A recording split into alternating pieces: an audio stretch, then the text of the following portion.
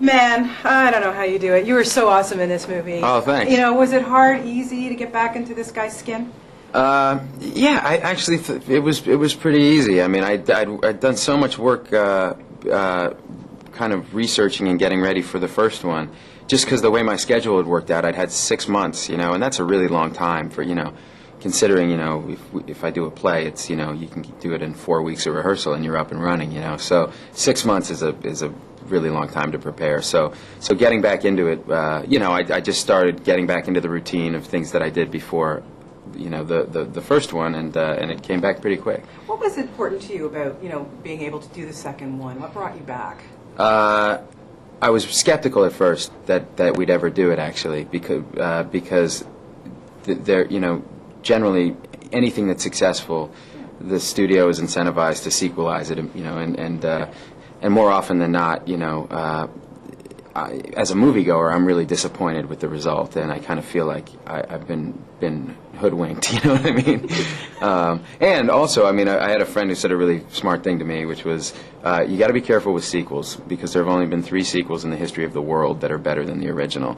He said the New Testament is better than the Old Testament, Huck Finn's better than Tom Sawyer, and Godfather 2 is better than The Godfather. So you really got to watch out with these things. You got a lot to live up there, man. Yeah, right, exactly. But everyone kind of involved creatively said, all right, well, let's only do this if we can make it better than the first. If it has a chance to be better than the first, or if it can be as good as the first, then let's do it. If not, let's just let it go. And so when we got the script, and then we got Paul Greengrass, who's just an incredible director. He did the film Bloody Sunday, which is just one of my favorite films in the last decade. And then suddenly it was this thing that I couldn't say no to. Did you have to really intensely prepare again in terms of the training, or what was it that you had to really focus on this time around? Well, the first time, Doug Liman, the director, had this idea that I should, he wanted me to walk like a boxer. And I said, well, what does that mean? And he said, I don't know. There's just something about the way a boxer walks that's really direct and efficient, and there's this kind of forward momentum.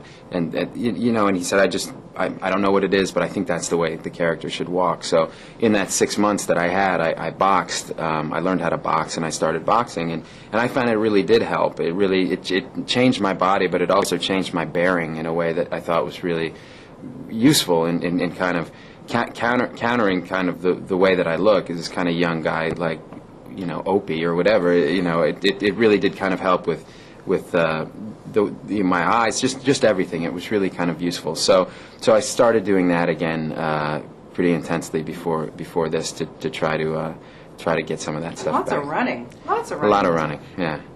It was this realization to me, too, that I hadn't sprinted in my adulthood at all. And why would you? And why would you? Right. When was the last time, you think as an adult, when I don't have a lot of opportunities to sprint, So I pulled a couple muscles.